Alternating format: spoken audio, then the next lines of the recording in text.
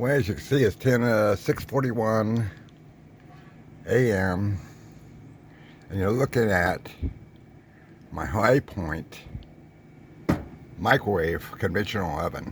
Well, really, well, I never use my microwave. I don't use that piece of shit oven. It's garbage. So I use it for storage only. Give me a good old gas oven and get rid of this crap. But you know what? More and more RVs are getting rid of gas.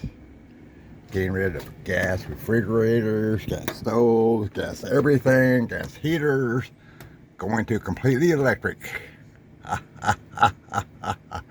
Welcome to the 21st century.